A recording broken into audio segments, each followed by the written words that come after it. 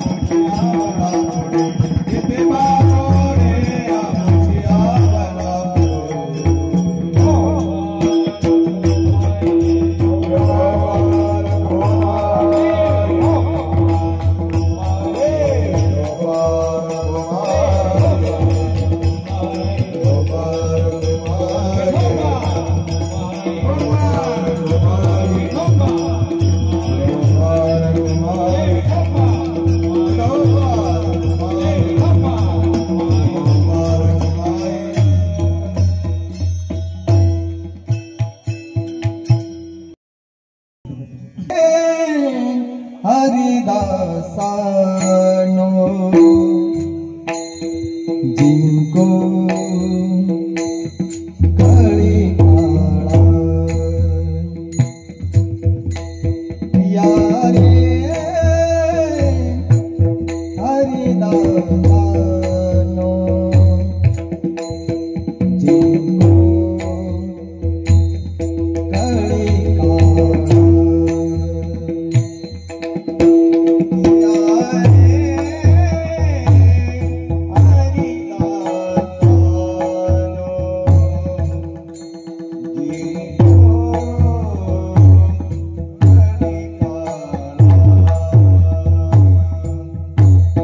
Yeah.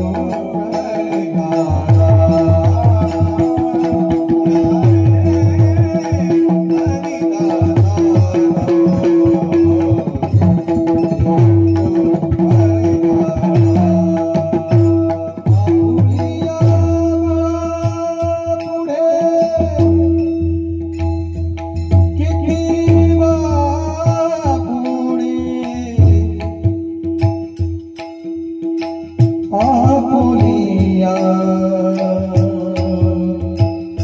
आखिया बड़ा थोड़ी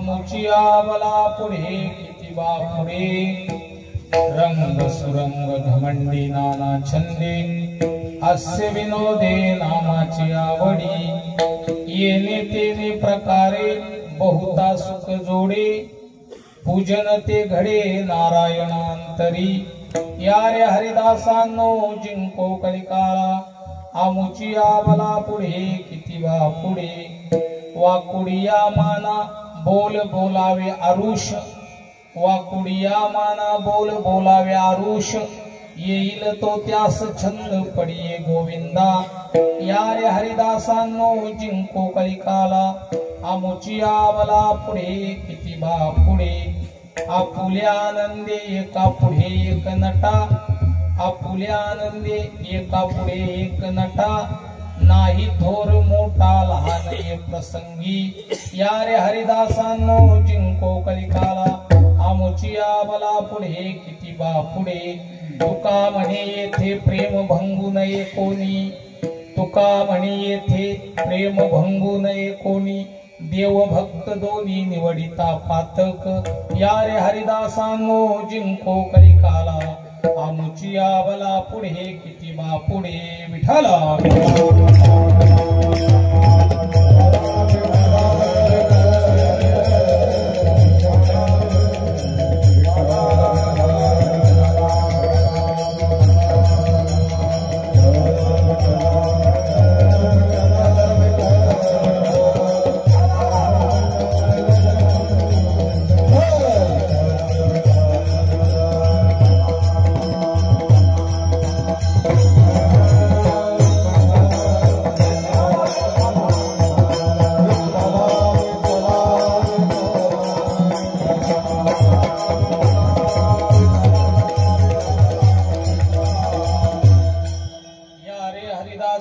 जिंको कलिकाला आमुचिया बला पुढे किती बा पुढे पांडुरंगा करू प्रथमा पांडुरंगा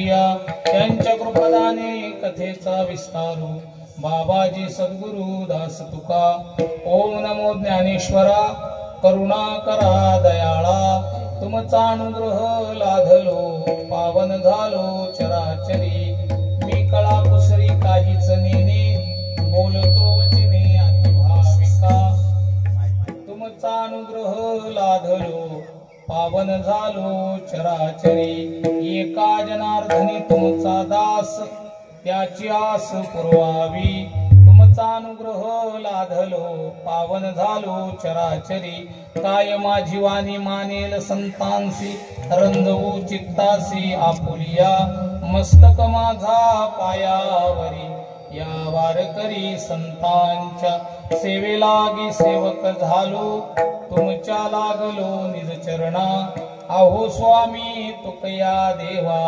यावरी न करावा भेर वचना एका कमळापती माझी रंकाची विनंती कर जोडितो कथे काळी आपण असावे जवळी विठाला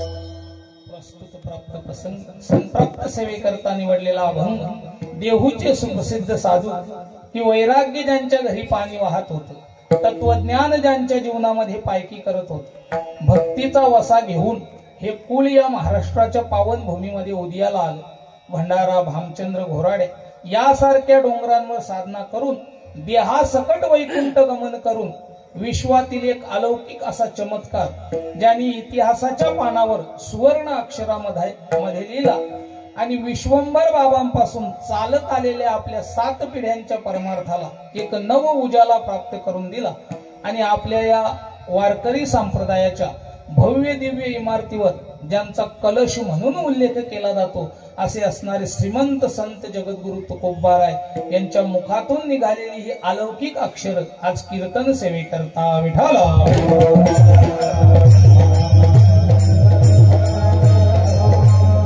प्रस्तुत अभंगामध्ये जगद्गुरु तुकोबाराय हे हरिदास मंडळी ओ वारकरी मंडळी आपले जे काही वैयक्तिक मतभेद असतील ते बाजूला ठेवून तुम्ही कोणत्या भागाचे आहात, तुम्ही कोणत्या जातीचे आहात, तुम्ही कोणत्या गावाचे आहात, हे सगळं बाजूला ठेवून कलिकाल जर जिंकायचा असेल तर आपण सगळे एकत्र या अशी साध आजच्या अभंगात जगद्गुरु तुकाराम महाराज आपल्याला घालतात विठाला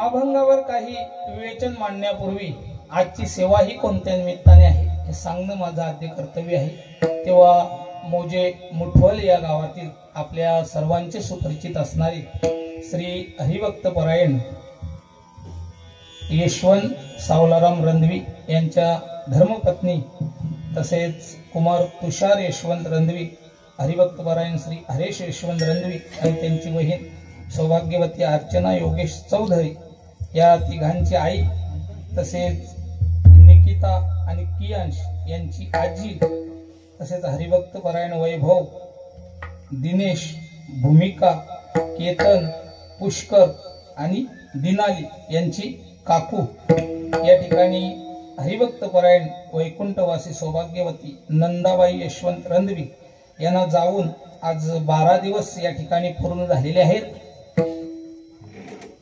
आणि त्यांच्या या रात जागरणापित्यर्थ आयोजित केलेली ही कीर्तन रूपी सेवा माझ्यासारख्या यत्किंचित पामराकडे सुपूर्द केलेली आहे। याच परिवारातील असणारे आमचे सुनील दादा यांनी ही सेवा माझ्यासारख्या यत्किंचित पामराकडे सुपूर्द केलेली आहे। तेव्हा प्रथमतः संपूर्ण रंधवी परिवाराचे या ठिकाणी आभार मानतो की या ठिकाणी ही सेवा करण्याची संधी मला प्राप्त करून दिली। या ठिकाणी सेवेचं निमित्त तुमच्या समोर मांडलेलं आहे। कैलासवासी नंदाबाई यशवंत रंधवी यांना जाऊन आज 12 दिवस पूर्ण झालेले आहे आणि त्यांच्या जाण्याने या संपूर्ण परिवारावर हे दुःखाचं डोंगर कोसळलेलं आहे, परंतु ईश्वर सत्तेपुढे इलाज नाही, कारण आले देवाची या मना तेथे कोणाचे चालेना। हे प्रारब्धजन्य दुःख आहे आणि हे प्रत्येकाच्या वाट्याला येत असतं आणि ते भोगल्याशिवाय काही पर्याय नाही। आणि हरिभक्त परायण नंदाबाई यशवंत रंधवी यांच्याबद्दल जर सांगायचं झालं तर अतिशय प्रेमळ स्वभाव आणि वारकरी होत्या। त्यांचं भाग्य असं आहे की त्या सौभाग्याचं लेणं घेऊन या ठिकाणी वैकुंठाला गेलेले आहेत आणि दुसरं असं भाग्य आहे की ज्या वेळेला त्यांचा अंतकाल झाला त्यावेळेला त्यांच्या मुखामध्ये भगवंताचं नामस्मरण आलं आणि हा त्यांचा शेवट गोड झालेला आहे विठाला।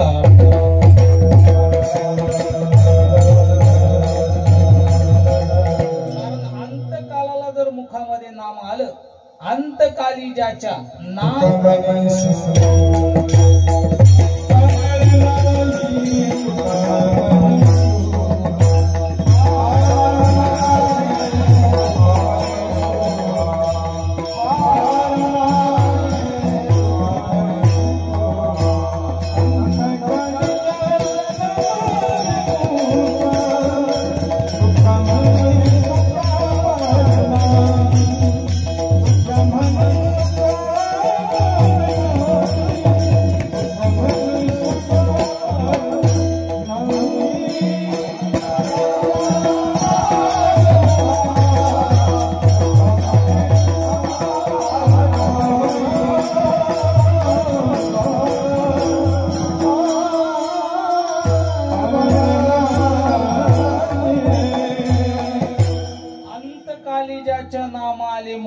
तुका म्हणे सुका पार नाही आणि ते अंतकाळाला मुखामध्ये नामस्मरण येण्याचं, भगवंताचं नाम येण्याचं कारण म्हणजे जन्मभर त्यांनी केलेला परमार्थ। जवळजवळ 27 वर्ष आळंदीची वारी पायी करायच्या, सहकुटुंब सहपरिवार.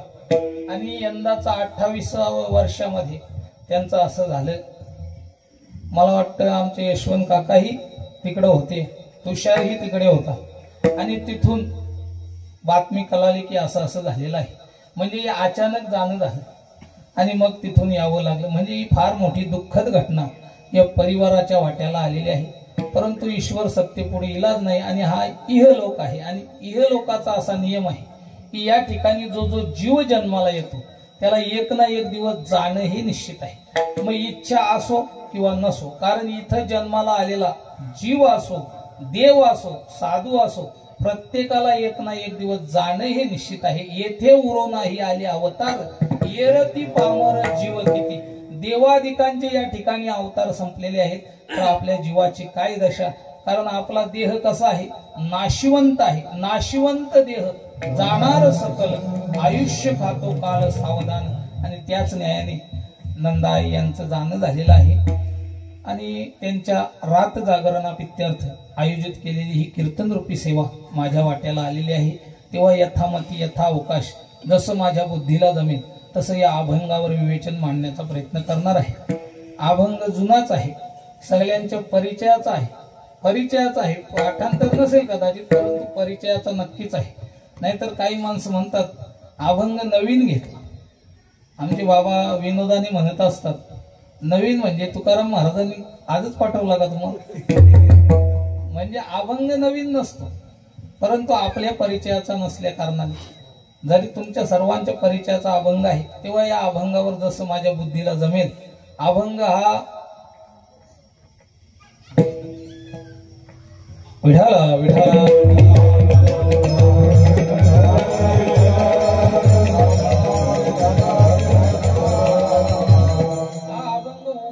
प्रकरणातील आहे आणि म्हणून या ठिकाणी घेतलेला आहे.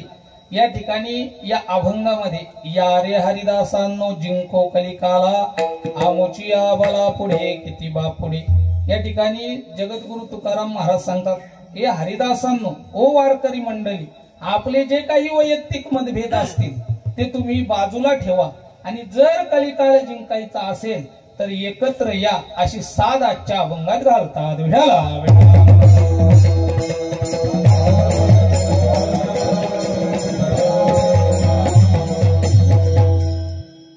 मृत्यू लोकामध्ये जन्माला आलेल्या प्रत्येकाला, जन्माला आलेल्या जीवाला एक संग राहणं ही सध्या युगाची गरज आहे. विठाला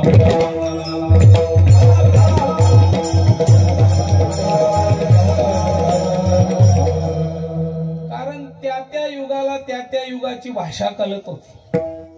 त्या युगाला त्या युगाची भाषा कळत होती. कृतयुगाची भाषा वेगळी आहे, त्रेतायुगाची भाषा वेगळी आहे, द्वापार युगाची भाषा वेगळी आहे आणि कलियुगाची भाषा वेगळी आहे. तुम्ही म्हणाल कोणती कोणती भाषा. त्रेतायुगाची भाषा, कृतयुगाची भाषा ही ज्ञानाची आहे. त्रेतायुगाची भाषा ही मंत्राची भाषा आहे. द्वापार युगाची भाषा ही युद्धाची आहे आणि कलियुगाची भाषा ही संघटनेची आहे. विठाला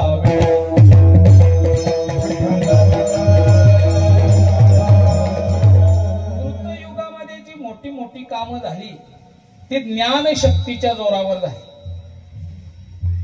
त्रेतायुगामध्ये जी मोठी मोठी कामं झाली ती मंत्र शक्तीच्या जोरावर झाली. द्वापार युगामध्ये जी मोठी मोठी कामं झाली ती युद्ध शक्तीच्या जोरावर झाली. आणि कलियुगामध्ये जी मोठी मोठी कामं होतात ती संघ शक्तीच्या जोरावर होतात. विठाला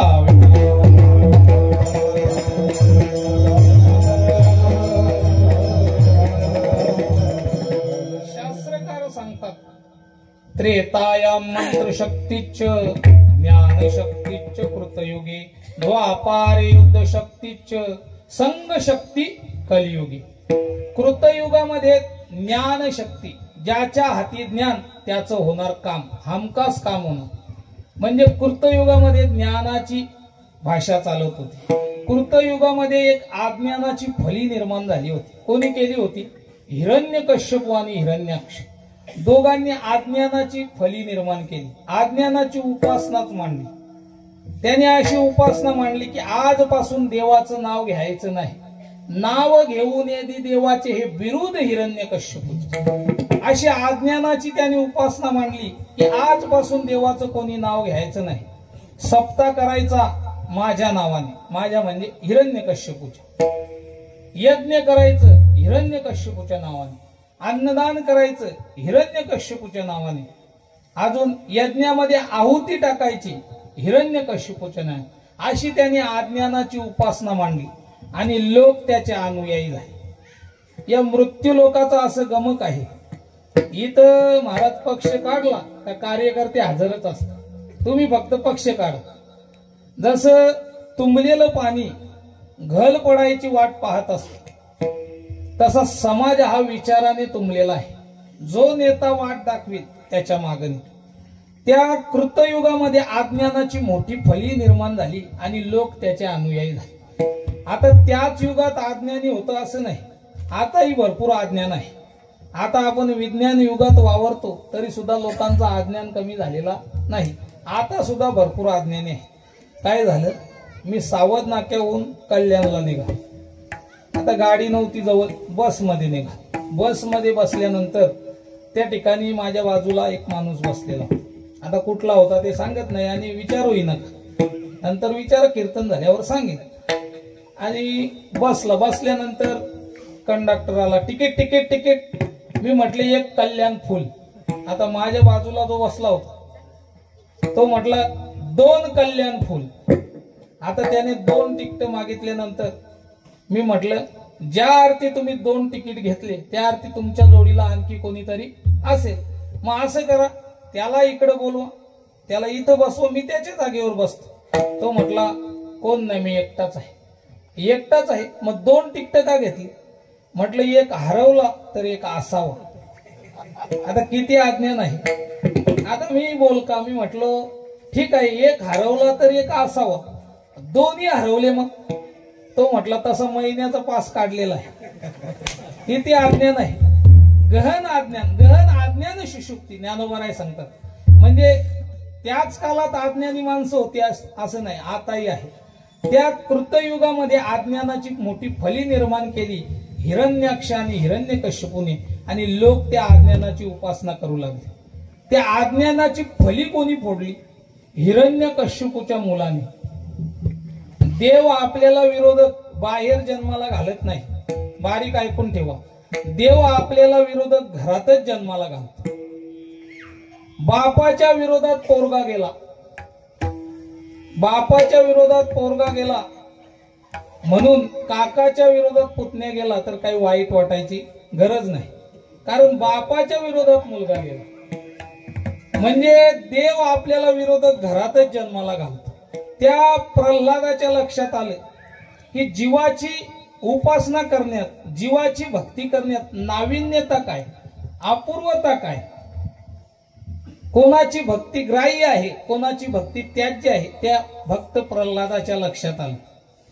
कारण जीवाची उपासना करण्यात नाविन्यता काय आहे. समजा एकादशीला भूक लागली आणि ती शिवरात्रीच्या घरी गेली, काय भेटेल तिला? दोघे उपवास. किंवा जुने कीर्तनकार सांगायचे उघड्यापाशी टिंब टिंब गेलं, अख्खी रात्र हिवाने मेलं. किंवा तुकाराम महाराज सांगतात एखादा थकलेला भागलेला शिनलेला माणूस जर दुसऱ्या माणसाजवळ गेला तर काय होईल? झाली त्या दोघांशी एक गती, झाली त्या दोघांशी एक गती.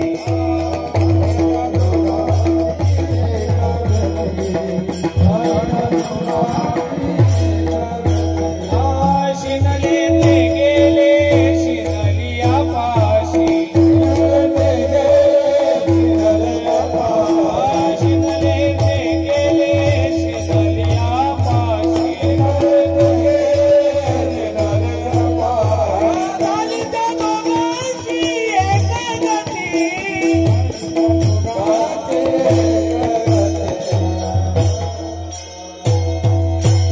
शिनले ते गेले शिनलिया पाशी, झाली त्या दोघांची एक गती.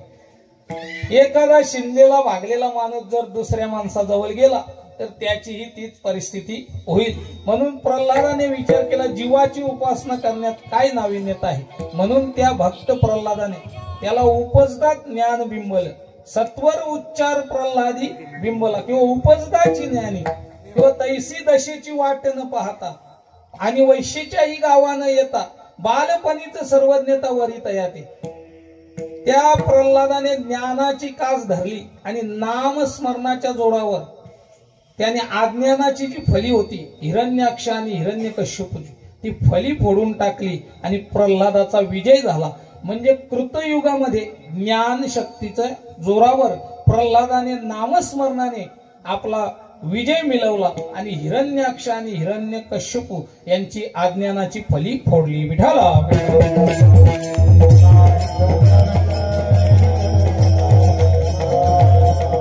म्हणजे कृतयुगामध्ये ज्ञानाची भाषा कळत होती. कृतयुग संपलं, त्रेतायुग सुरू झालं. त्रेतायुगामध्ये ज्ञानाला किंमत राहिली, मग मंत्राला किंमत आली. अंगी मंत्राची बल, मंत्राला किंमत आली. पहा, राजा दशरथाला शाप होता, काय? पुत्र वियोगाने मर्ष. परंतु दशरथाने विचार केला, पुत्र तर होईल ना, भले पुत्र वियोगाने मरेल का, कारण पुत्रच होत नव्हता. आणि म्हणून पुत्र प्राप्तीसाठी पुत्र कामेष्टी नावाचा याग केला. याग केल्यानंतर त्या यज्ञातून अग्निनारायण प्रकट झाले. यज्ञ नारायण संतोष पावला, प्रत्यक्ष तो आला कुंडातून. कुंडातून वर आले, प्रसादाचं पात्र घेऊन आले. पायस पात्र करी घेऊन या करी, शृंगीस झडकरी बोलत असे. विलंब होता विघ्न ओढवेल, सत्वर वहिले भाग करा. प्रसाद घेऊन आले आणि सांगितलं विलंब झाला तर विघ्न ओढवेल, म्हणून लगेच वेगळे वेगळे भाग करा आणि तिन्ही राण्यांना द्या. आणि या प्रसादाची ताकद, या मंत्रांची अशी ताकद आहे की या तिन्ही राण्यांच्या पोटी देव जन्माला येतील, देव. असं अग्नी नारायणाने त्या ठिकाणी सांगितलं. नामदेव महाराज त्याचं वर्णन करतात. नामा म्हणे देव येईल पोटासी, ऐसे गुजरत्यासी अग्नी सांगे, ऐसे गुजरत्यासी अग्नी सांगे.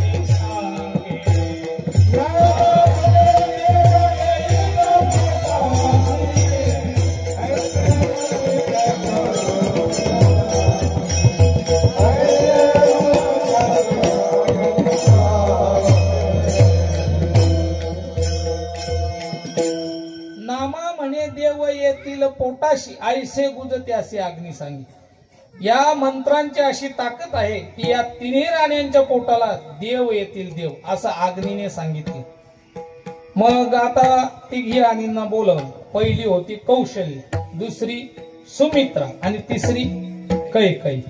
तिघींना बोलवले. आता तिघी एक विचाराच्या नाही, परंतु नाथ महाराजांनी तिघींना एका ओळीत घेतलेले आहे. नाथ महाराज सांगतात, कौशल्या ती सद्विद्या, सुमित्रा ती सुमेधा, कैकेयी ती अविद्या, मंथरा कुविद्या ती पाशी.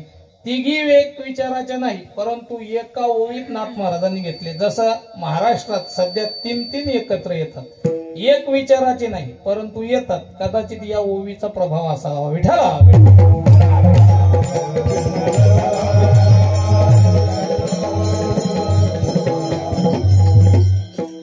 मग तिघी आल्या. आल्यानंतर समोर उभे राहिले. मग आता पहिला भाग कोणाला द्यायचा?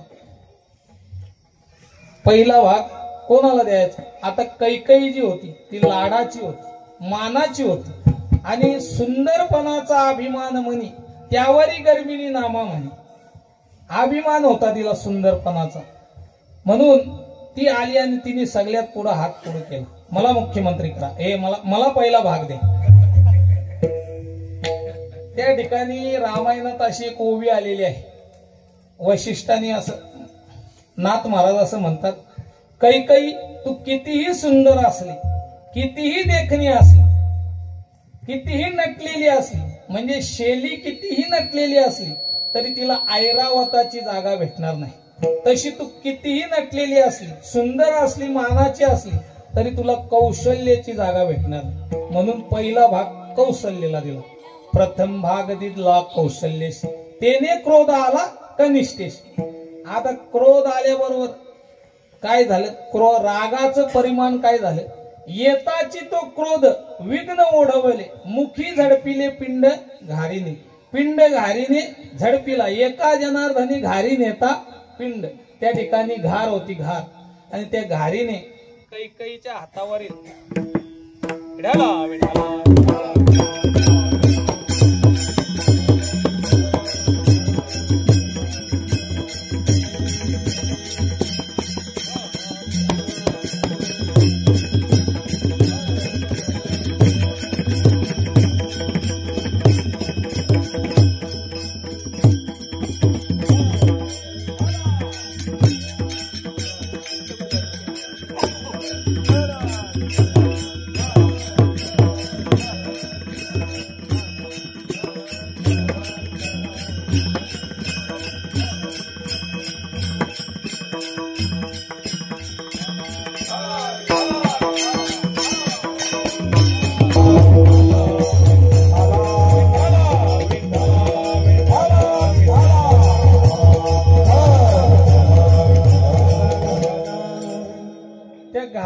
कैकेयीच्या हातावरील पिंड उचलला आणि घेऊन गेले.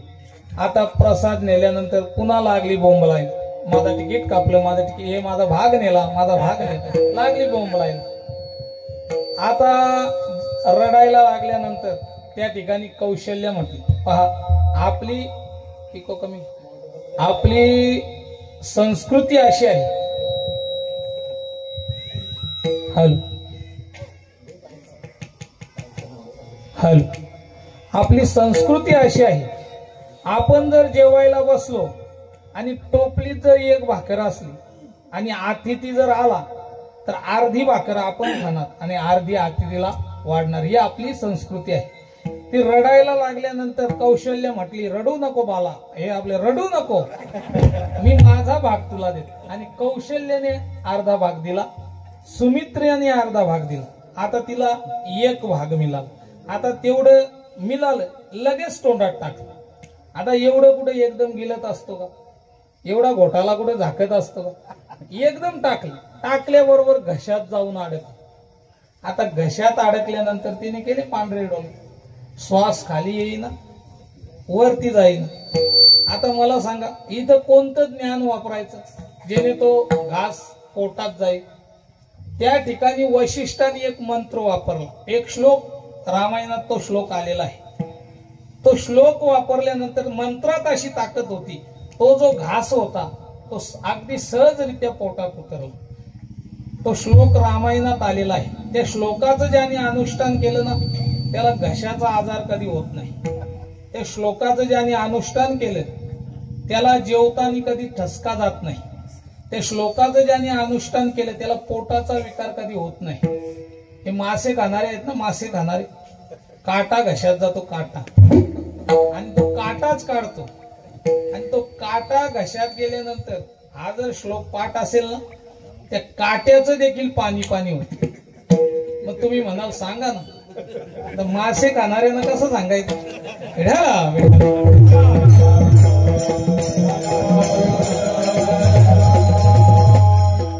म्हणजे कृतयुगामध्ये ज्ञानाला किंमत होती, त्रेतायुगामध्ये मंत्राला किंमत होती. त्रेतायुग संपलं, द्वापार युग सुरुवात झाली.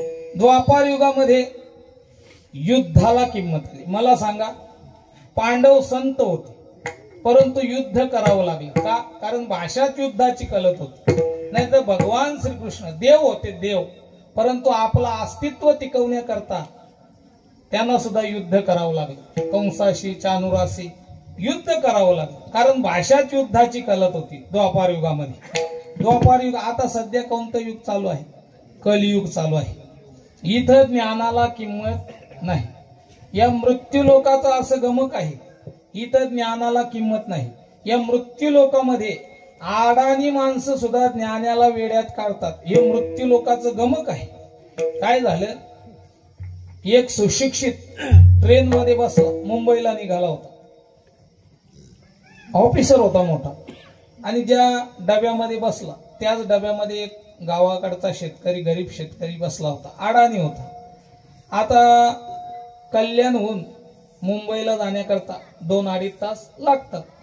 त्या सुशिक्षिताने विचार केला की आता 2-2.5 तास आपण काहीतरी टाइमपास केला पाहिजे. आणि म्हणून त्या शेतकऱ्याला पाहिल्यानंतर म्हटलं राम राम. म्हटलं शेतकरी दिसता? हो म्हटलं शेतकरी. गावाकडचे दिसता? हो म्हटलं गावाकडचे. बरं कुठं निघाले? म्हटलं मुंबईला. बरं मीही मुंबईला चाललोय, तुम्हीही मुंबईला चाल, आपल्याला जायला 2 तास लागतील. म्हटलं तोपर्यंत आपण काहीतरी टाइमपास म्हणून प्रश्न मंजुषा केली. शेतकरी म्हटला हे प्रश्न मंजुषा म्हणजे काय? तो म्हटला हे बघा, मी तुम्हाला प्रश्न विचारे, तुम्हाला जर उत्तर आलं नाही तर तुम्ही मला 10 रुपये द्यायचे. तुम्ही मला प्रश्न विचारायचे, मला जर उत्तर आलं नाही तर मी तुम्हाला 10 रुपये देईन. असं प्रश्न मंजुषा खेळू. आता शेतकरी अडाणी होता परंतु हुशार होता. तो म्हटलं हे पहा, तुम्ही सुशिक्षित दिसता, ऑफिसर दिसता, मी अडाणी आहे, शेतकरी आहे, मला शासन सुद्धा सबसिडी देतं, तुम्ही सबसिडी द्यायला पाहिजे. म्हटलं सबसिडी? म्हटलं मी प्रश्न विचारला आणि तुम्हाला जर आलं नाही तर तुम्ही मला 10 रुपये द्यायचे, आणि मला जर आलं नाही तर मी तुम्हाला 5 रुपये देईन, मला सबसिडी पाहिजे.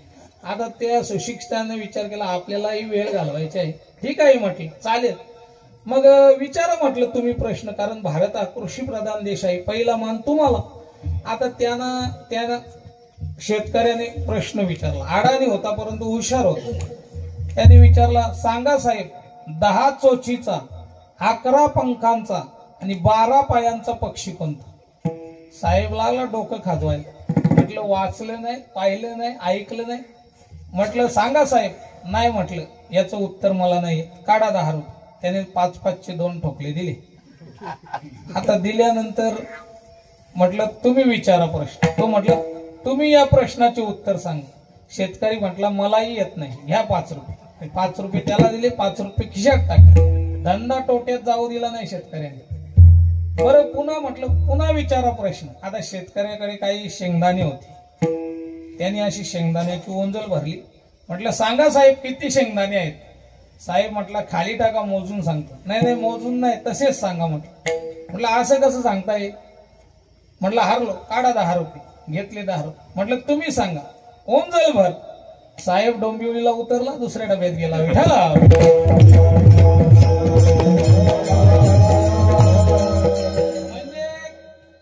कलियुगामध्ये ज्ञानाला किंमत नाही, इथं ज्ञानाला सुद्धा अडाणी वेड्यात काढतो. बरं कलियुगामध्ये मंत्राला किंमत नाही.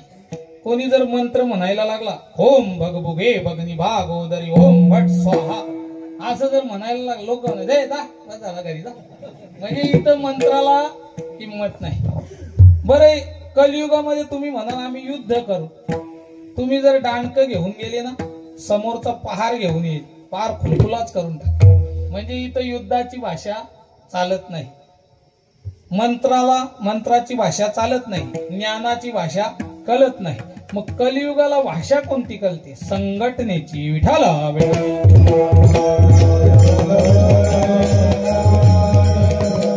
कलियुगामध्ये विखरून राहायचं नाही, एकत्रित यायचं, विखरून राहायचं नाही. परंतु आपल्याला काय रोग लागलेला आहे, लगेच वेगळे निघतो, लगेच वाहिले. महाराज ओव्या सुद्धा बदलून म्हणायची वारे घाली, काय तरी झडझडवणी वाहिले निघ, लगेच वाहिले निघ. एकत्र या. आजच्या अभंगाचा भावही तोच आहे, एकत्र या. विठाला एकत्र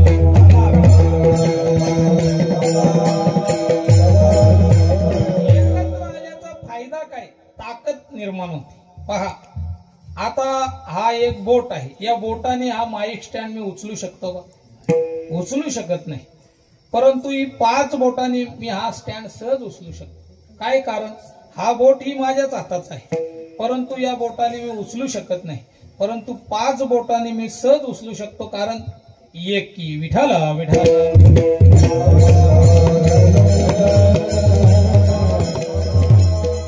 कारण शास्त्रकार सांगतात तुम्हाला सामर्थ्य स्वतंत्र भोगायचं आहे ना, तर सामर्थ्य हातात ठेव. आणि एकी असली की सामर्थ्य निर्माण होतं. तुम्हाला स्वतंत्र भोगायचं आहे ना, तर सामर्थ्य हातात ठेवा. कारण स्वातंत्र्याचा जो वृक्ष आहे तो सामर्थ्याच्या मुलावर उभा राहतो. वैभवाचं जे वृक्ष आहे ते कष्टाच्या मुलावर उभा राहतो. सुराज्याचा जो वृक्ष आहे तो न्यायाच्या मुलावर उभा राहतो आणि महाशक्तीचा जो वृक्ष आहे तो संघटनेच्या मुलावर उभा राहतो. विठाला विठाला.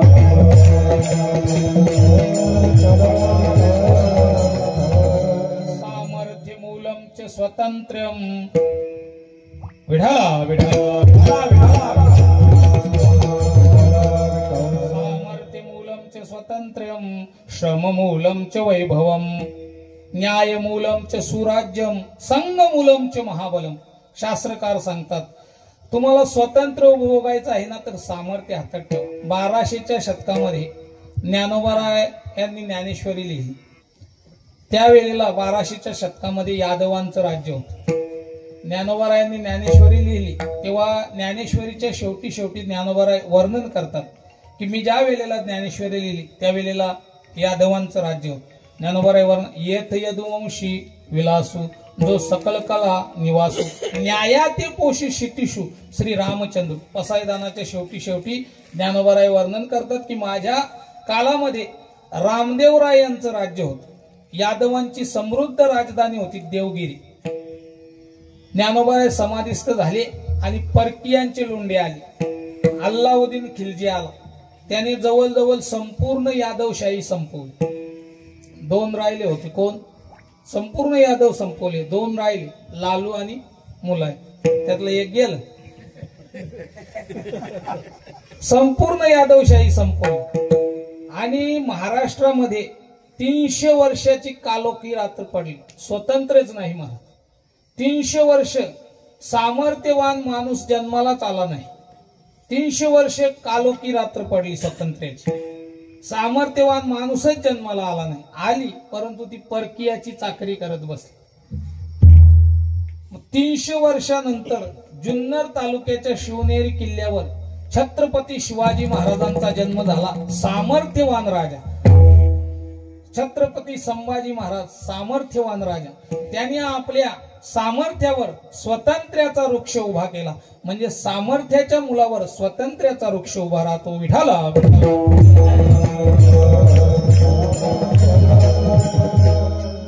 वैभवाचं वृक्ष कष्टाच्या मुलावर उभा राहतो. तुम्हाला वाटतं ना माझा बंगला असावा, माझ्याकडे फिरायला फॉर्च्युनर असावी, माझ्या मुलाला बुलेट असावी, पप्याच्या आईला लुना असावी. बाया माणसं म्हणतील आम्हाला लुनावरच भागवलं. बाया माणसानं मोठ्या गाड्या चालवायला दिल्या त्या अवघड गोष्टी घडतात. पापा के परियो के कारनामे होतात. म्हणून बाया माणसानं मोठ्या गाड्या चालवायला द्यायच्या. मागे एकीने आमच्याच अंगावर गाडी घातली. लो वहिनी काय करता? नाही म्हटलं भाऊ शिकतोय. म्हटलं बरं आम्ही आल्यावर शिकायला आले. पाण्याचा टँकर आल्यावर नका जाऊ.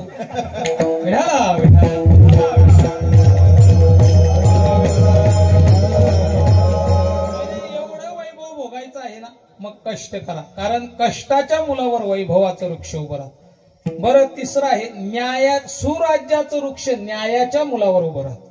तुमच्या माहिती करता सांगतो नगरचं पहिलं नाव श्रीनगर होतं. आता 2-3 वर्षापूर्वी त्याला अहिल्यानगर असं नाव दिलेलं. आता हे नाव का देण्यात आलं? कारण अहिल्याबाई होळकर या राजकारणात अशा माऊली होऊन गेल्या. महाराज कोणताही राजकारणी घ्या आपल्या मुलाला पुढे करतो. माझ्या मुलाला तिकीट द्या, माझ्या मुलाला मंत्रीपद द्या. कुठलाही राजकारणी घ्या आपला मुलगा पुढे करतो. परंतु अहिल्याबाई होळकर त्या राजकारणात अशा अपवाद माऊली होऊन गेल्या की त्यांनी स्वतःचा मुलगा हत्तीच्या पायाखाली दिला आणि राज्य चालवलं. का हत्तीच्या पायाखाली दिला? कारण अहिल्याबाई या छत्रपती शिवाजी महाराजांच्या गादीच्या वारस होते. त्या काळात 2 गाद्या होत्या, एक सातारा आणि कोल्हापूर. ते एका गादीच्या वारस अहिल्याबाई होते. त्या म्हणाल्या माझा मुलगा दुर्दैवाने वाचरट निघाला आणि तो छत्रपतींच्या गादीला कलंक आहे आणि म्हणून माझ्या मुलाला हत्तीच्या पायाखाली. तुम्ही संध्याकाळी युट्यूबवर टाका अहिल्याबाईंनी मुलगा हत्तीच्या पायाखाली का दिला, सगळा इतिहास येईल. म्हणजे न्यायी माऊली स्वतःच्या मुलाला हत्तीच्या पायाखाली दिला आणि राज्य चालवलं. आणि म्हणून त्या न्यायी माऊलीला 2-3 वर्षापूर्वी न्याय मिळाला आणि नगरचं नाव अहिल्यानगर झालं. विठाला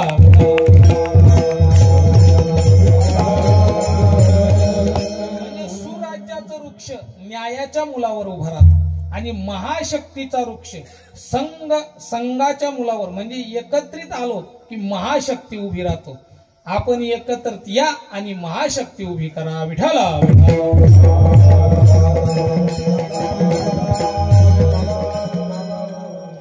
मग एकत्र आल्यानंतर फायदा काय? तर पहिला फायदा आहे आपली किंमत वाढते आणि दुसरा फायदा आहे विठाला ताकद वाढते. 2 फायदे आहेत. पहिला फायदा किंमत वाढते आणि दुसरा फायदा ताकद वाढते. पहा, आषाढी एकादशी आली, आता सगळ्या गावाला उपवास आषाढी एकादशी. मग एका दुकानदाराने विचार केला आषाढी एकादशी आलेली आहे म्हणून काहीतरी फळं घेऊन यावं, आणि म्हणून त्यांनी जळगावहून केली आणली 2 दिवसात पिकवली. आषाढी एकादशी उजाडली. लोकांनी विचार केला आता पूर्ण दिवस साबुदाणा खिचडी किती खायची. म्हटलं कोणी फळं आणल्यात का बघा. म्हटलं आपल्या गल्लीतल्या दुकानदाराने जळगावहून केली आणलेली. बरं मग चला घेऊ तिथून. आता जळगावहून केली आणताना त्या ठिकाणी काही केली तुटली. आता तुटलेली केली जी होती ती त्यांनी एका पाटीत ठेवली होती खाली, आणि जी एकत्रित होती घराची पेंडीची जी केली होती ती अशी समोर लावलेली. आता लोक गेली घेण्याकरता. म्हटलं कशी दिली केली. म्हटलं ही जी घराची केली आहेत ती 50 रुपयाची आणि ही पाटीतली जी आहेत ती 20 रुपयाची. आता लोक हुशार. म्हटलं केली दोन्ही जळगावूनच आणलेली आहेत. हो म्हटलं जळगावचीच आहेत. मग ही 50 आणि ही 20 का. त्या दुकानदाराने सांगितलं ही जी आहेत ना ती भाऊबंधांना धरून आहेत, गावाला धरून आहे, सोयऱ्या धायऱ्याला विचारतात म्हणून 50 रुपयाची. आणि ही जी आहेत ना ती सोयऱ्या धायऱ्यांना विचारत नाही, भाऊबंधाला विचारत नाही म्हणून 20 रुपयाची. विठाला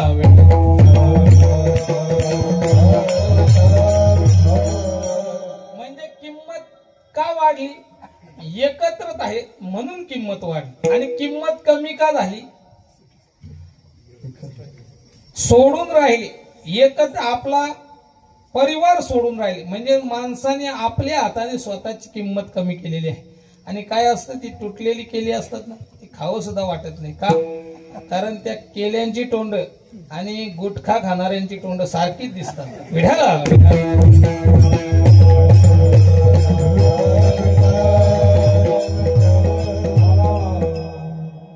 आणि म्हणून तुम्ही सगळे एकत्र या. कारण आपल्या वेदाचं असं सांगणं आहे, वेदाचे 4 वाक्य ऐका. वेदाचं असं सांगणं आहे आजपासून एकट्याने जेवायचं नाही, आजपासून एकट्याने बोलायचं नाही, सगळ्यांना घेऊन बोलायचं. आजपासून एकट्याने जेवायचं नाही, सगळ्यांना घेऊन जेवायचं. आजपासून एकट्याने चालायचं नाही, सगळ्यांना घेऊन चालायचं. आणि आजपासून एकट्याने खेळायचं नाही, सगळ्यांना सोबत घेऊन खेळायचं. संग छद्वम बरोबर जेवा, संग छद्वम बरोबर चला, संग वदत्वम बरोबर बोला, न एकाकी रमे एकटे खेळू नका. विठाला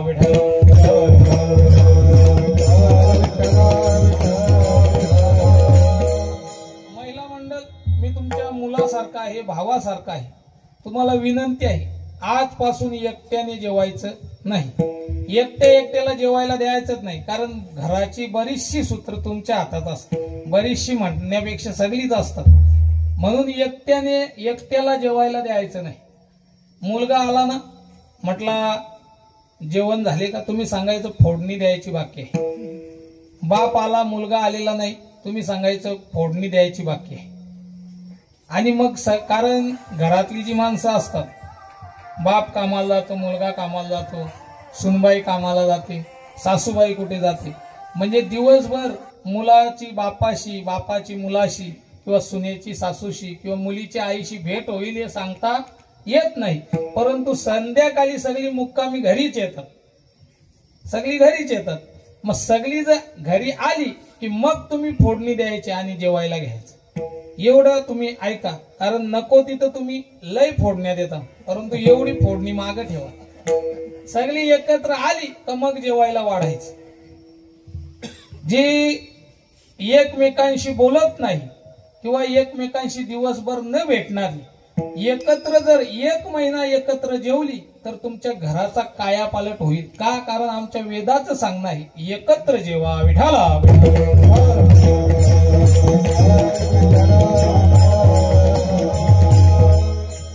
म्हणून तर पंगत ही फक्त भारतातच आहे. का? कारण आमच्या वेदाचं सांगणं आहे एकत्र जेवा. तुम्ही अमेरिकेला जा, जपानला जा, कुठेही जा, तुम्हाला पंगत भेटणार नाही. ती भारतातच भेटला. आपल्याकडं लग्न असलं की पंगत, बारसं असलं की, अजून काही कीर्तन असलं की पंगत, सप्ताह असला की पंगत, इलेक्शन असलं की म्हणजे का? कारण आमच्या वेदाचं सांगणं आहे एकत्र जेवा विठाला विठाला.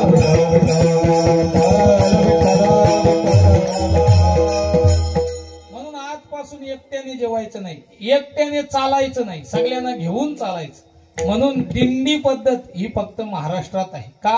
कारण आमच्या वेदाचं सांगणं आहे एकत्रित चला. एकत्र चालल्याने काय होतं पहा. आता वारीला, दिंडीला 400-500 वारकरी असतात, काही 200 असतात, काही 300 असतात. आणि मग एकत्र जात असताना गावगावच्या वेशीवर गेल्यानंतर त्या ठिकाणी कुत्रे भुकत असतात, काही कुत्रे भुकत असतात. एवढे वारकरी पाहिल्यावर भुकतात आणि निघून जातात. परंतु एखादा गलाळेला जर मागे राहिला त्याला असा ताणतात. का? कारण तो एकटा भेटतो. आणि एकत्र असले की कुत्रे पळून जातात आणि वारकरी एकटा भेटला की कुत्रे भुकतात. म्हणून एकत्र चालायचं. का? कारण असे कुत्रे कोणी भुकणार नाही विठाला.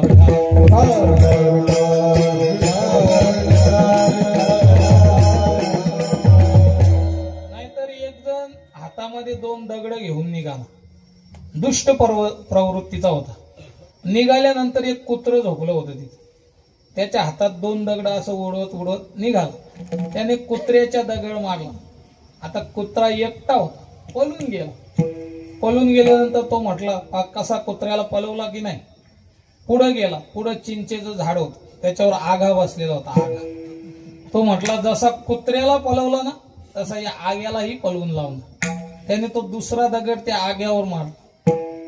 आता मला सांगा, कुत्रा एकटा होता म्हणून पळाला, परंतु तो आगा सगळा एकत्र आला आणि याला झिंग झिंगाट पळवलं विठाला.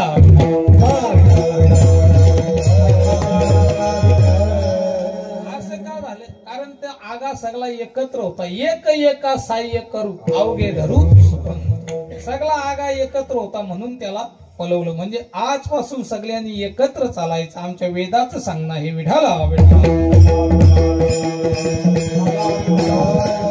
आजपासून एकट्याने बोलायचं नाही, सगळ्यांना घेऊन बोलायचं, सगळ्यांना बोलायला लावायचं. आजपासून एकट्याने खेळायचं नाही. आपले खेळ एकट्याचे न. क्रिकेट आमचा खेळ आहे. चिंडोनिया चेंडू आणि उध्वमुखी बालक्रीडेमध्ये प्रमाण आलेलं आहे. भगवान श्रीकृष्ण खेळले आहेत क्रिकेट, कबड्डी, खो खो हे एकत्र खेळायचे. कारण आमच्या वेदाचं सांगणं एकट्याने खेळू नका.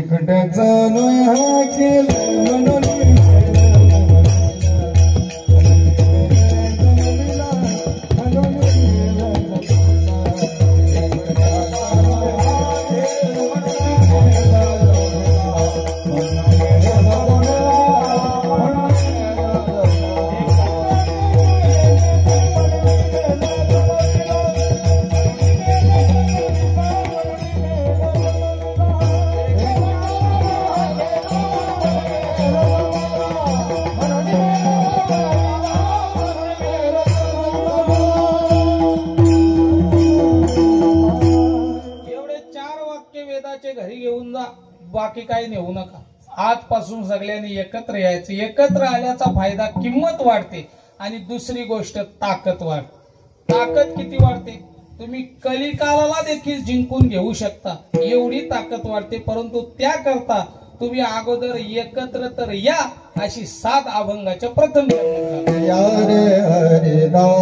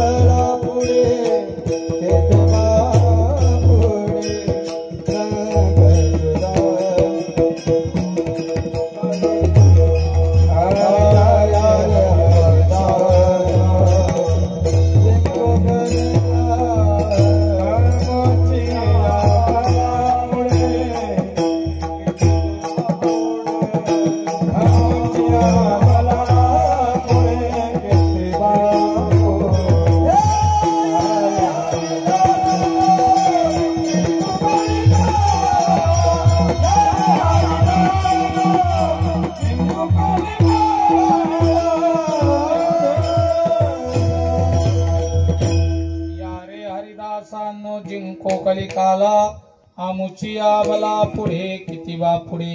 या ठिकाणी पहिल्याच चरणामध्ये शब्द आलेला आहे यारे।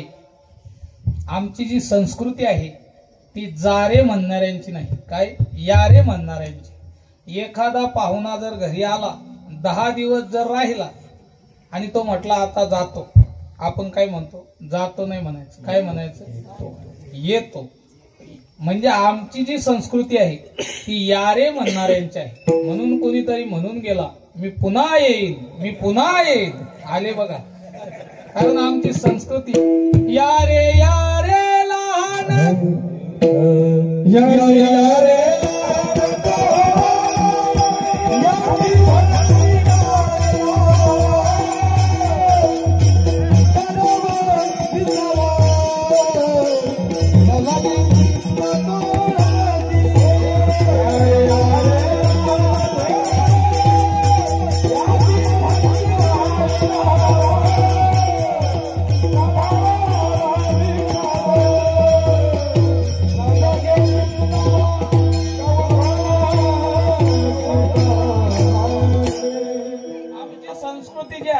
जारे म्हणणाऱ्यांची नाही, यारे म्हणणाऱ्यांची आहे। यारे यारे लहान थोर याती भलते नारी नर, करावा विचार न लगे चिंता कौनासी। यारे मग कोणाला हाक मारतात? यारे हरिदासांना। आता हरिदास कोणाला म्हणायचं? जे कीर्तनाच्या अगोदर ऑनलाईन पैसे घेतात त्यांना, का जे 500 रुपयासाठी नाक्यावरून परत फिरून येतात त्यांना? हरिदास कोणाला म्हणायचं? तर हरिदास कोणाला म्हणायचं? तुकाराम महाराज सांगतात, तरीच म्हणविता तरीच हरिदास म्हणविता श्लाघिजे, निर्वासना की जे चित्त आली, त्यांना हरिदास म्हणायचं। किंवा तुका म्हणे तेची दास, ज्या देखील जाती दोष। आपल्याला पाहिल्यानंतर समाजाचे दोष निघून गेले पाहिजे, नाहीतर आपल्याला पाहिल्यानंतर असं नाही लोकांना वाटलं पाहिजे याला आडवावा धरून तुडवा, असं नाही वाटलं। आपल्याला पाहिल्यानंतर समाजाचे दोष गेले पाहिजे। ताप ताप ताप दैन्य जाई उठा उठी झाली या भेटी हरिदासाची। म्हणजे हरिदास त्यांना म्हणायचे यारे हरिदासांना। बरं येऊन काय करायचं? जिंको कलिकाल, कलिकाल जिंकायचं। तुकाराम महाराज म्हणतात एकत्र येऊन काय करायचं? कलिकाला जिंकायचं। नाचू गाओ गदारोले जिंको बने कलिकाला, जिंको बने कलिकाला, जिंको बने कलिकाला, नाचू गाओ गदारोले जिंको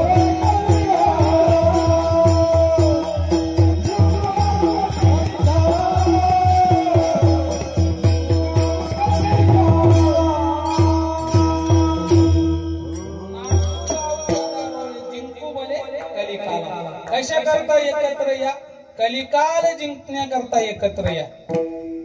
आता कलिकालाचं बल किती, आपलं बल किती, कसे शक्य आहे?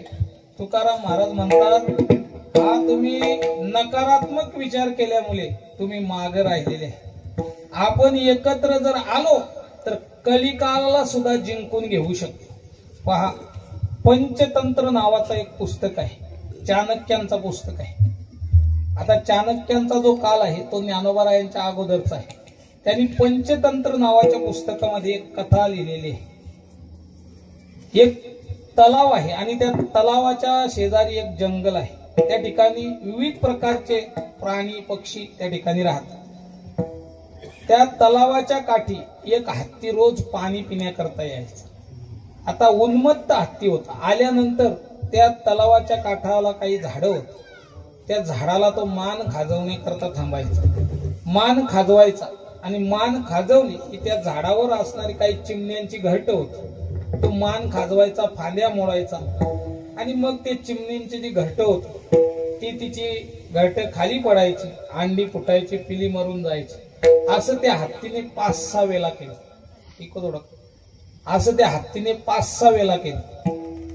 आता चिमणीला त्या हत्तीचा राग आला आणि चिमणीने ठरवलं की आपण हत्ती संपवायचा. कोणी ठरवलं की हत्तीचा काटाच काढायचा? चिमणीने ठरवलं. मग आता एकटीला कसं शक्य आहे? म्हणून तिने असा विचार केला, आपण संघटना तयार करायची आणि हत्तीचा काटा काढायचा. आणि म्हणून ती बाजूच्या एका झाडावर सुतार पक्षी राहत, तिथं गेली. म्हटली, सुतार पक्षी दादा, हत्तीने मला फार त्रास दिलेला. सुतार पक्षी म्हटलं, हो ना, पाहत असतो मी, तुझी घरटं पाडतं, अंडी फोडतं, पिली मारतं. म्हटलं, मी हत्ती संपवायचं ठरवलं. सुतार पक्षी म्हटलं, हे कसं शक्य आहे? हत्ती प्रबल आहे आणि तू दुर्बल आहेस, कसं शक्य आहे? म्हटलं, शक्यच करायचं आहे. संध्याकाळी मीटिंग ठेवलेली आहे, मीटिंगला ये. चिमणी तिथून गेली आणि मुंग्यांच्या जवळ गेली, मुंग्यांच्या वारूला जवळ गेली. मुंग्यांना म्हटले, मला हत्तीने फार त्रास दिलेला आणि म्हणून मी हत्ती संपवण्याचं ठरवलं. मुंगी म्हटली, हे कसं शक्य आहे? मोदी कुठं, ममता कुठं, हे कसं शक्य आहे? म्हटले, शक्यच करायचं आहे, तुम्ही संध्याकाळी मीटिंगला या. म्हटलं, ठीक आहे. चिमणी तिथून उठली, तलावामध्ये गेली आणि बेडकांच्या मुकादमाला गाठला. म्हटलं, बेडूक दादा, मला हत्तीने फार त्रास दिलेला. हो ना, म्हटलं, आम्ही तलावातून पाहत असतो, तो फांद्या मोडतो, तुझे घरटं पाडतो, पिली मारतो. म्हटलं, मी संपवण्याचं ठरवलेलं आहे. म्हटलं, कसं शक्य आहे? म्हटलं, शक्यच करायचं आहे, तुम्ही संध्याकाळी मीटिंगला या. आता संध्याकाळी सगळी मीटिंगला आली. चिमण्या आल्या, सुतार पक्षी आला, मुंग्या आल्या, बेडकं आली. आल्यानंतर मग सुतार पक्षी म्हणाला, काय करायचं? म्हटलं, हत्तीने आपल्याला फार त्रास दिलेला आहे, म्हणून हत्ती संपवायचा आहे. म्हटलं, कसं शक्य आहे? म्हटलं, शक्यच करायचं आहे. सुतार पक्षाला सांगितलं, सुतार पक्षी दादा, तुम्ही फक्त एक काम करा माझ्यासाठी. म्हटलं, काय? म्हटलं, तुझ्या चोचीने तू झाडाच्या डोया फोडतो आणि त्याच्यामध्ये घर करतो. फक्त माझ्यासाठी 2दा हत्तीवर झडप घालायची. पहिल्या झडपेने उजवा डोला फोडायचा आणि दुसऱ्या झडपेने डावा डोला फोडायचा. म्हटलं, एवढं माझ्यासाठी काम कर. तो हत्ती मान खाजवायला आला की आम्ही चिमण्या सगळ्या घलका घालू आणि ओरडायला लागलो की तुम्ही 2दा झडप घालायची फक्त, एवढंच काम कर. म्हटलं, ठीक आहे. बरं, मुंग्या म्हटल्या, आम्ही काय करू?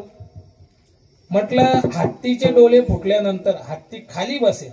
खाली बसल्याबरोबर तुम्ही फटाफट कानात चढायचं आणि लगेच पक्षी प्रवेश करायचं. हे आपलं कर्कचून चावा घ्यायचा. म्हटलं, एवढंच काम करा. ठीक आहे म्हटलं. बरं, बेडक म्हटलं, आम्ही काय करू? म्हटलं, हत्तीला तहान लागलेली आहे आणि हत्ती पाणी पिण्याकरता येतो. आता डोळे फुटल्यानंतर हत्ती आंधळा होईल, त्याला तलाव दिसणार नाही. मग तो तुमच्या आवाजाने तलावाकडे येईल. मग तुम्ही त्या दिवशी तलावामध्ये न बसता बाजूला 50 फूट खोल दलदल आहे, त्या दलदलीत जाऊन बसा आणि मोठ्याने ओरडा. केली संघटना तयार. दुसऱ्या दिवशी हत्ती आला. आल्याबरोबर मान खाजवायला थांबला. थांबल्याबरोबर चिमण्यांनी घलका केला. सुतार पक्षी आला. पहिल्या झडपीत उजवा डोला फोडला. दुसऱ्या झडपीत दावाडोला फोडला. हत्ती विचार करू लागला, कोणीतरी माझ्यावर हल्ला करतो, आणि तो हल्ला चुकवण्याकरता हत्ती खाली बसला. खाली बसल्याबरोबर मुंग्या भराभर कानात शिरले आणि करकचून चावा घेतला. आता मुंग्यांचा चावा आणि सुतार पक्षाचा हल्ला चुकवण्याकरता हत्तीने विचार केला, आपण आता पाण्यात गेलं पाहिजे. आता डोळे फुटलेले आहेत, तलाव दिसत नाही. मग बेडकांच्या आवाजाने निघा. त्या दिवशी सगळी बेडकं आली होती, सगळा भजनी मंडळच आला होता. कृष्ण महाराज हे षडजात ओरडायला लागले त्या दलदलीवर बस. हत्तीला वाटलं तिकडेच दलदल आहे.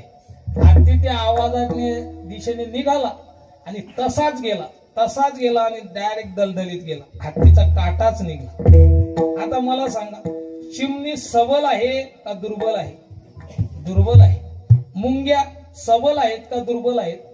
दुर्बल आहे. सुतार पक्षी सबल आहे का दुर्बल आहे? दुर्बल आहे. बेडक सबल आहेत का दुर्बल आहेत? परंतु दुर्बल एकत्र आले, त्यांनी सबल हत्ती संपवला. म्हणून तुकाराम महाराज सांगतात, या रे हरिदासांनो जिंको कलिकाला विठाला विठाला.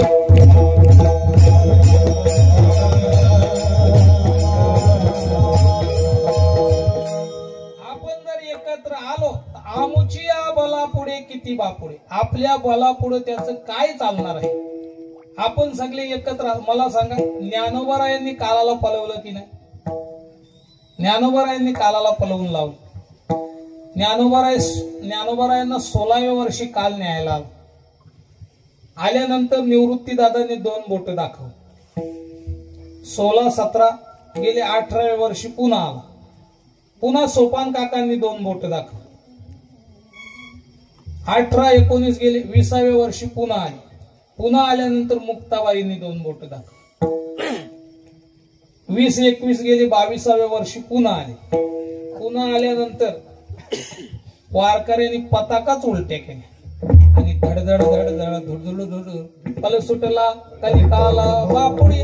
यमदूत झोडपले, यमदूत. आणि मग ते यमाला जाऊन सांगू लागले. यम सांगत असे दूत सांगत असे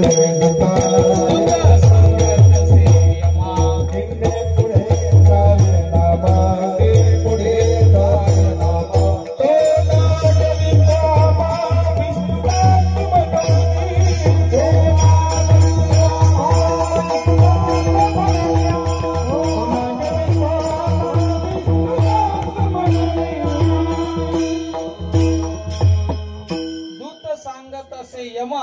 दिंडी पुढे चाले नामा, तो नागवी तो आम्हा विष्णुदास म्हणून.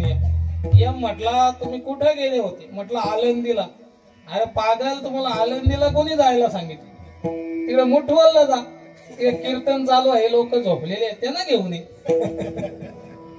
म्हटलं आळंदीला. म्हटलं त्याने 2 बोट दाखवली. अरे त्या 2 बोटांचा अर्थ आहे, जोपर्यंत चंद्र सूर्य आहेत तोपर्यंत देव म्हणती ज्ञानेश्वरा. चंद्र सूर्य जव दिनकरा, तुझी समाधी राहो रे स्थिरा. दर्शना उद्धारा मूढ जना, जववरी हे शितिमंडल, जववरी हे समुद्री जल. मग कल्पक्षयी यथा काल, माझे हृदय साठवी. ही ज्ञानोबारायांची ताकद आहे. आमुची या बला पुढे किती बा पुढे विठाला.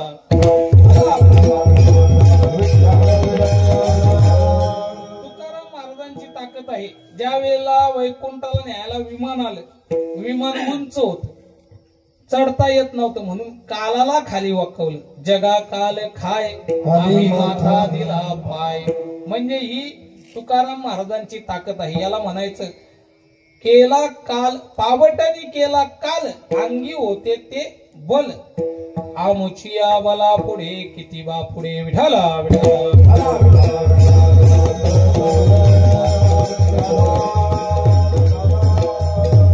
या रे हरिदासांनो जिंको कलिकाला, आमुचिया बला पुढे किती बा पुढे. बरं, मग कोण कोण या? मग सगळे या. रंग सुरंग घमंडी नाना छंदे, हास्य विनोदे नामाच्या आवडी. रंगात रंगलेले या. म्हणजे रंगात म्हणजे आपल्याच नादात रंगात रंगलेले. सुरंग या, सुरंगात रंगलेले या. घमंडी, घमंडी या. घमंडी म्हणजे वारकरी घमंडी असावा. घमंड पाहिजे वारकऱ्याला. कशाचा? आपल्या परंपरेचा, आपल्या वारकरी परंपरेचा घमंड पाहिजे वारकऱ्याला. नाहीतर काही माणसं अशी बारीक माल घालतात, एकदम बारीक. म्हटलं अशी बारीक नाही, म्हटलं सोयऱ्या धायऱ्यात फिरायला लागतात. अरे त्यांना त्याच्या गल्याचा रिकाम्या गल्याचा अभिमान आहे, तुला तुझ्या भरल्या गल्याचा अभिमान नको. बारीक माल द्या, सुईवानी सुईवानी. अरे घालूच नको तू, तुला काही तुकाराम महाराजांचं पत्र नाही आलं माल घालायला. अभिमान पाहिजे आपल्या परंपरेचा. 1 तोल्याची चैन केली तर माणसं बटणं उचकी ठेवतात, मग माल वरती ठेवली तर काय झालं, विठाला याचा धरी ना अभिमान. घमंड पाहिजे वारकऱ्याला. म्हणजे घमंडी नाना छंदी, जो काही तुम्हाला छंद असेल, कोणाला कीर्तनाचा असेल, कोणाला भजनाचा असेल, कोणाला हरिपाठाचा असेल, कोणाला काकड्याचा असेल, सगळे छंदवाले एकत्र या. कसे या? हास्य विनोदे नामाची आवडी. हसत या, विनोद करत या, परंतु त्यामध्ये नामाची आवड धरून या. आणि म्हणून या येणे तेने प्रकारे आपल्याला त्या प्रकाराने सुख जोडणार आहे. येणे तेने प्रकारे बहुता सुख जोडे, पूजन ते घडे नारायण अंतरी. आपण एकत्र आल्यानंतर कोणत्या ना कोणत्या प्रकाराने आपल्याला सुख प्राप्त होणार आहे आणि आपल्याला नारायणाचं, त्या भगवान परमात्म्याचं पूजन घडणार आहे. कोणत्या? जो समाजाच्या अंतःकरणामध्ये नारायण आहे त्याचंही पूजन घडेल आणि जो आपल्या अंतःकरणामध्ये आहे त्याचंही. येणे तेने प्रकारे. बरं कसं या? वाकोडी या माना, बोल बोलावे आरुष, येईल तो त्यास छंद पडिये गोविंद. माना वाकड्या करा, डोला नाचा, तुम्हाला काय येईल त्या छंदात नाचा, कारण त्याचा स्वीकार भगवान करणार आहेत. म्हणून वाकोडी या माना, बोल बोलावे आरुष. बरं कसं? आपुल्या आनंदी एका पुढे एक नटा. आपल्या आनंदाने एकापेक्षा एक नटा म्हणजे वरचढ व्हा. कारण नटती वैष्णव, नाचती वैष्णव, नटती नाना छंदे.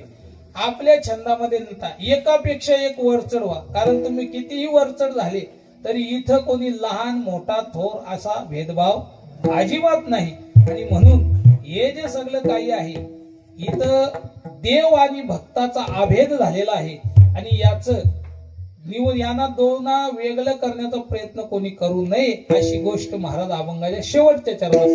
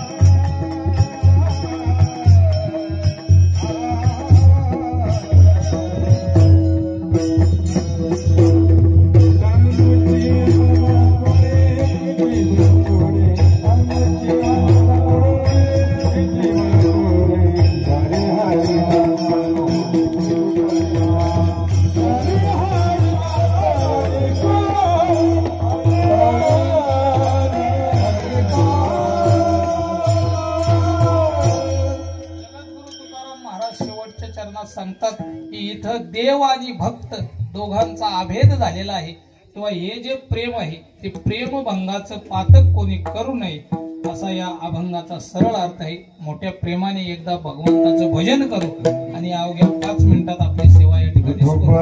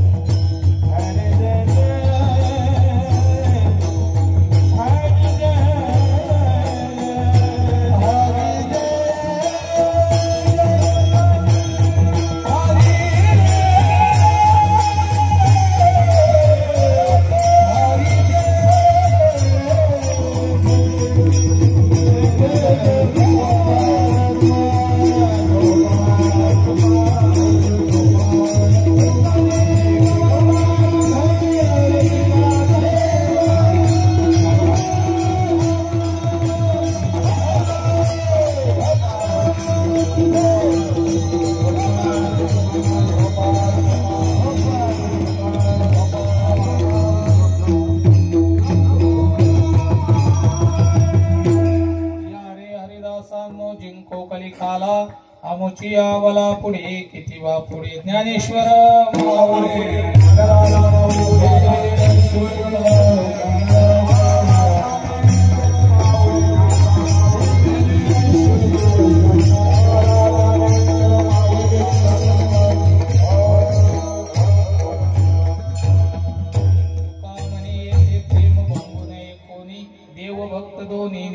पातक या रे हरिदासांनो जिंकू कलिकाला आमुची आवला पुढे किती वा पुढे. या ठिकाणी धावत्या वेळेमध्ये या अभंगाचा अर्थ मांडण्याचा प्रयत्न केलेला आहे.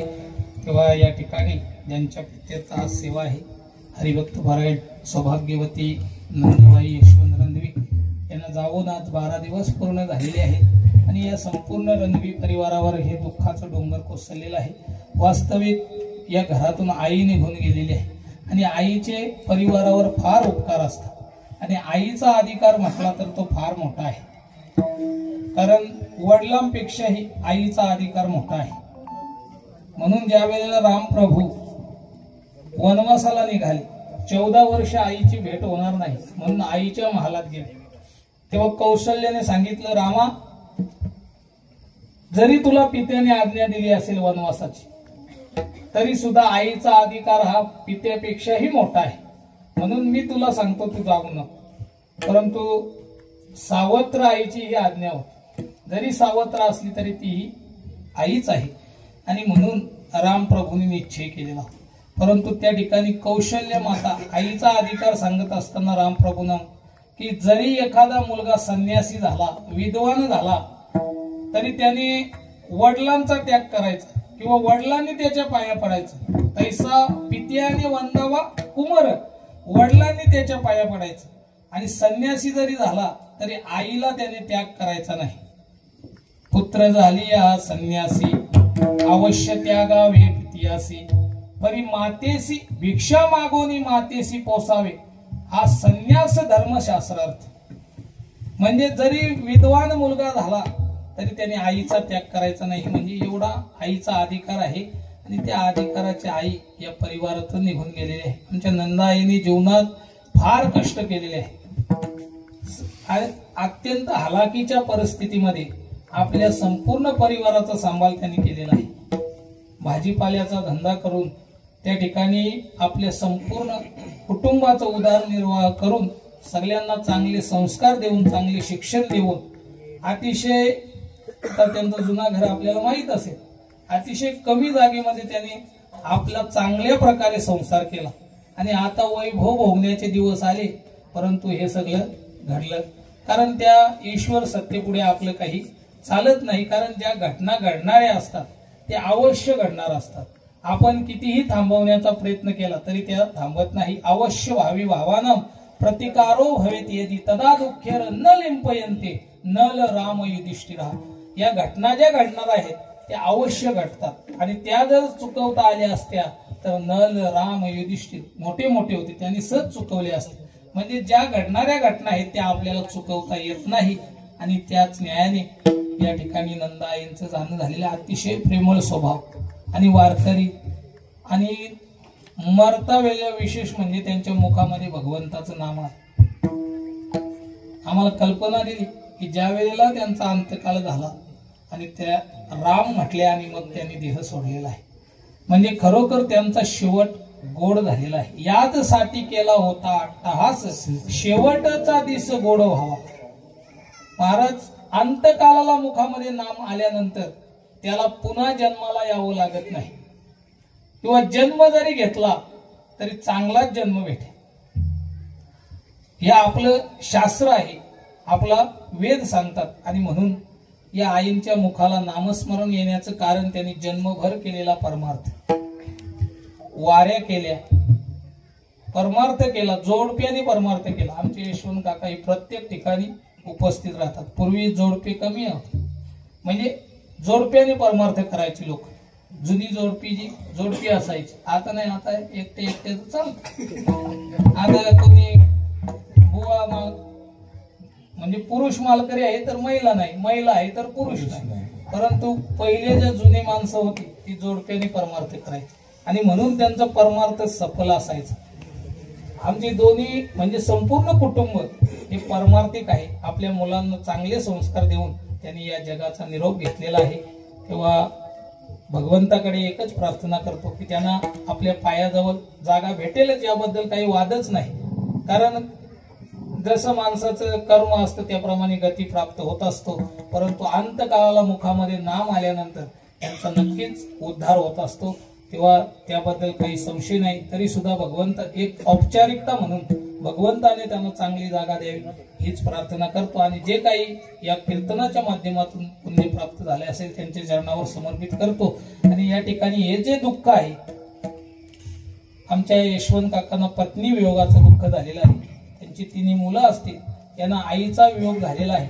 हे जे दुःख आहे हे दुःख सहन करण्याची शक्ती भगवान परमात्म्याने या संपूर्ण रणधवी परिवाराला द्यावी हीच प्रार्थना करतो. आणि या ठिकाणी थांबण्यापूर्वी बोलण्याच्या ओघात जर काही चुका झाल्या असतील तर उदार अंतकरणाने क्षमा करा. कारण बालक बोबडा बोले का वाकुडावी चुका पावली ते चोज करून मावली रिजेजी देवी. हे प्रेमाचं बोलणं, हे अधिकाराचं बोलणं नाही. आणि या कीर्तनाकरता जवळजवळ इथं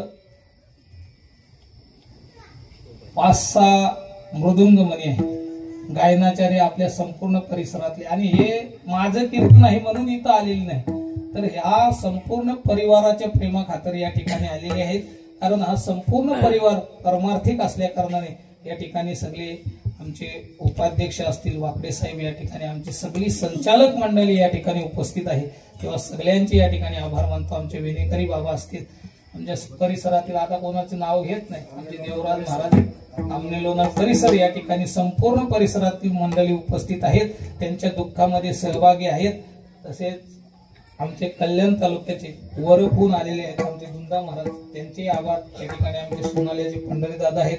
या संपूर्ण श्रोत्यांचे या ठिकाणी आभार मानतो.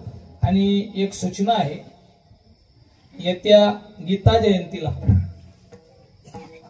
आमच्या गावामध्ये आपल्या सर्वांचे सुपरिचित असणारे गदले हरी पाटील, पंढरीनाथ पाटील, कृष्णा पाटील आणि गणेश पाटील यांच्याकडे 2 दिवसाचा उत्सव आहे.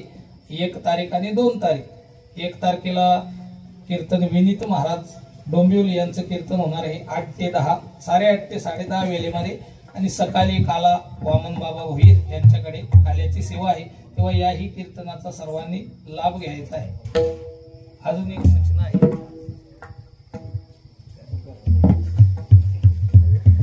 गीता जयंतीच्या निमित्ताने देवरुंगला सुद्धा 7 ते 9 या वेळेमध्ये भास्कर महाराज भंडारी यांची सेवा आहे. पायी पालखी सोला हिशोबाची मिटिंगला संध्याकाळी 4 वाजता विठ्ठल मंदिर आमने येथे होणार आहे. त्या मीटिंगला हिशोब घेण्याकरता उपस्थित राहावे ही नम्रतेची विनंती. मंत्र त्रिअक्षरी सोपा.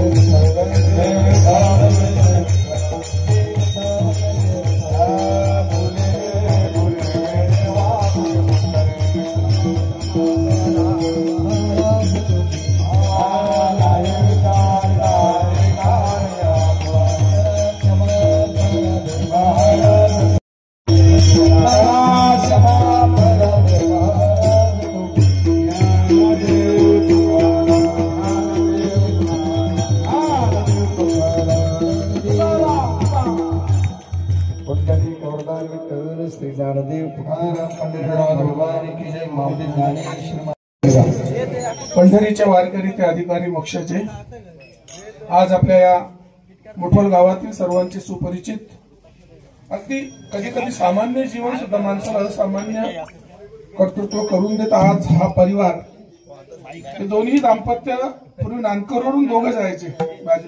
लहान मुलांना वाढवण्याकरता आयुष्यात इतके त्रास सहन केलेले आहेत या दाम्पत्याने. परंतु जेव्हा लक्ष्मीने यांच्या घरात वास केला तेव्हा होणार ते होय न होणारे न होय सुख दुःख पाहे कर्माधीन नको बा मानू संसाराचा शीण तुझं एक खूण सांगतो मी माऊली म्हणतात. तेव्हा इलाज नाही त्याच्या पुढे फक्त त्या मुलांकडे आता एक कर्तव्य राहिले. त्यानं त्यांच्या आईला विसरू नये. अगदी आईला आपल्या शेवटच्या श्वासापर्यंत आठवणीत ठेवण्याचे एकच माध्यम आहे तिच्या नावानं दान धर्म करणं. मग ते दान तुम्ही शाळेत करा, वृद्धाश्रम मध्ये करा किंवा वारकऱ्यांची वर्षातून एक पंगत म्हणजे हरिपाठाची असेल, पुण्यतिथी असेल ते त्यानं करावं. कारण जीवित वाक्य करणात प्रदर्शन भोजनात गयायाम पिंडदानांचे त्रिविध पुत्रस्थ पुत्रतः. ही 3ही मुलं त्यांची जी आहेत ती पारमार्थिक आहेत, वारी करणारी आहेत. तेव्हा निश्चित या माऊलींकरता सध्या मागण्याची गरज नाही, प्रेरणा मागूया आपण परमेश्वराकडून. तेव्हा अंतकालेचे माने व स्मरण मुक्तवा कलेवरम. शास्त्र सांगतं की ज्यांच्या जीवनात शेवटचा क्षणी नाव येतं कीर्तनकारचे येणार नाही तोंडात नाव मरता मरता. लक्षात घ्या या माऊलीच्या तोंडात आले कारण का सतत त्याचा ध्यास आहे.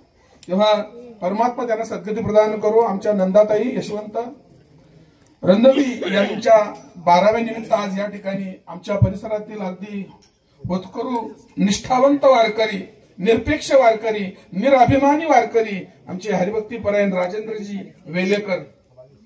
मला सुभाष तरण्याचा डायलॉग आठवला मला या क्षणी. त्याने माझी या कीर्तनाला अनाउन्समेंट केली होती. ना मैं अमिताभ ना मैं दिलीप कुमार ना किसी हीरो के बच्चे हम सीधे साधे अच्छे अच्छे असं बोलला. कुठलाही माग बॅकग्राऊंड नसताना कीर्तनकार नाही, कुणी घरात मोठी मोठी व्यक्ती नाही त्यांच्या की जी त्याला मार्गदर्शन करू शकेल. मला वाटतं ते पहिले त्यांच्या घरातील अशा पद्धतीचं धर्म कार्य करणारे व्यक्ती आहेत महाराज. हे पहिले. आता याच्यानंतर हे मार्गदर्शक ठरतील त्याच्या परिवारामध्ये. आपल्या घरात सुद्धा असा एखादा कर्तृत्ववान पुरुष ज्यावेळी जन्माला येतो, उदयाला येतो, त्यावेळी पुढची पिढी ही त्याच पद्धतीने तेवढीच विद्वान होते. हे पहिले म्हणून त्यांच्याकरता आपण सर्वांनी एकदा टाळ्या वाजूया. सुंदर कीर्तन केले त्यांनी महाराज की यारे हरिदासानो जिंकू कळी काळा. वेगळे राहिलो आपण तर महाराज परमात्मा आपला स्वीकार करणार नाही. एकत्र आलो पाहिजे हा मोलाचा संदेश आजच्या या रात जागृतीच्या कीर्तनातून केलेला आहे. तेव्हा काय द्यावे त्यासी भावे उत्तराई ठेविता हा पायी जीव थोडा. तरीही रणवी परिवाराच्या वतीने त्यांचा फुलाची पाकळी या ठिकाणी पांडुरंगाचा प्रसाद देऊन त्यांचा या ठिकाणी सन्मान केला जात आहे. रणवी आपले सुनीलजींचे ज्येष्ठ बंधुराज आहेत, ते त्यांचा या ठिकाणी सन्मान करतील. पुंडलिकावरदा विठ्ठल श्री ज्ञानदेव तुकाराम श्री पंढरीनाथ भगवान की जय. माऊली ज्ञानेश्वर महाराज की जय. जगद्गुरु तुकाराम महाराज की जय. आपला सर्वांच्या करता एक सूचना आहे. आपण सर्व